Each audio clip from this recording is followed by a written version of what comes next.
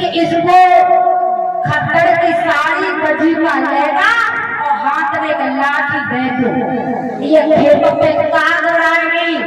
जब पूरे दिन काम करेगी तब शाम को शेर और जो दिए जाएंगे वो भी बिना पिसे हुए आटा नहीं दिया जाएगा, इसे जो दिए जाएंगे वो भी पीस करके आटा बनाएगी, तब रोटी करके खाएगी, वो भी नमक के साथ।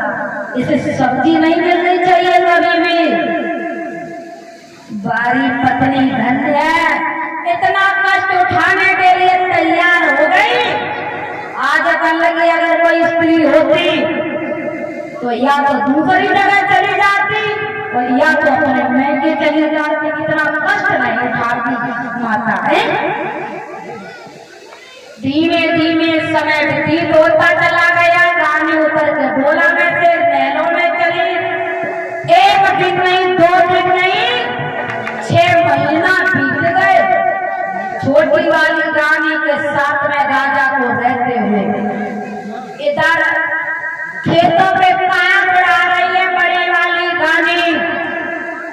जब लला मन में 6 महीना हो गए तो एक बात याद रखना मैया, याद रखना, भय की याद सब होते हैं जिनके है ना आज जोड़ देती है, लेकिन भय की याद हर किसी को होती है। उसका पति अभी जिंदा है तो उसके भी मन में ख्याल आया कि एक दिन मेरे पति याद है, मुझे पूछ जाते चुप कैसे कि कैसे रह रहे हो, क्या करते हो, लेकिन पति भी स्वर्ग के जाल में फंस गए, हमारी खबर बिल्कुल नहीं।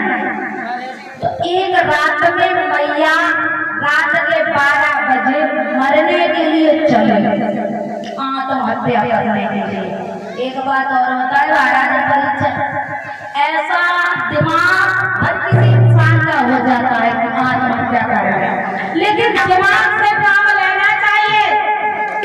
कभी कभी घर में इतनी टेंशनें आ जाती हैं कि ऐसा दिमाग करता है कि खुदकुशी कर रहे हैं, लेकिन याद रखना तुम तो मर के चले जाओगे। तो मैया को पूछो, जाने तुम्हें पाल के 18 साल हो सकते हो, तुम तो आराम से मर के चले जाओगे, वो मैया जिंदा कैसे रहेगी? अरे अपने लिए नहीं, दूसरों के लिए जीना सीखो। हमारे परिवार का क्या होगा? और जिस दिन ये बात मन में आए मरने की, तो घर छोड़ देना, परिवार छोड़ देना, गांव छोड़ देना, यहाँ तक विदेश भी जाकर के रह लेना। और जब गुस्सा शांत हो जाए तब आ जाना, और जब गुस्सा शांत ना हो तो वही रहना।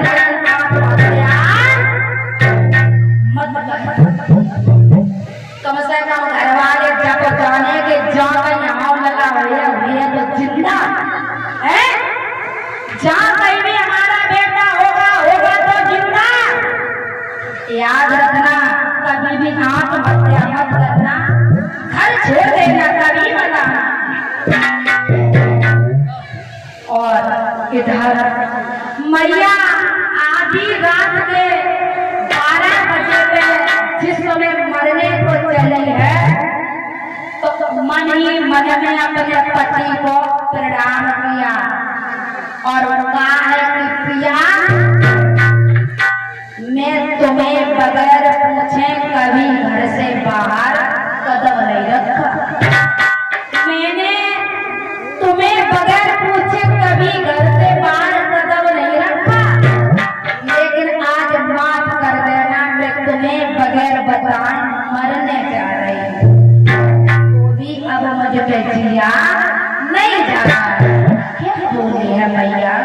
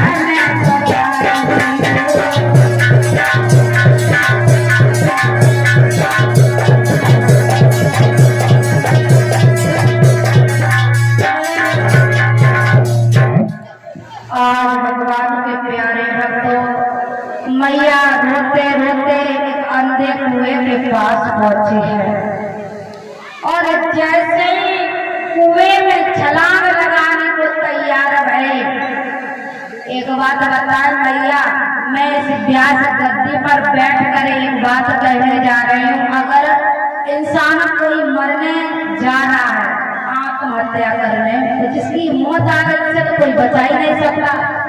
अगर कोई आत्महत्या करने जा रहा है, उससे पहले भगवान का नाम लेकर के अगर वो मरने जा रहा है तो 100% उसकी मौत नहीं हो सकती। भगवान के नाम में तो शक्ति होती है। अगर भगवान का नाम लेकर के मरने जा रहा है तो उसकी मौत नहीं होगी। तो अगर तुमने घर वालों का नाम लिया तो भैया इस दुनिया में कौन किसका है?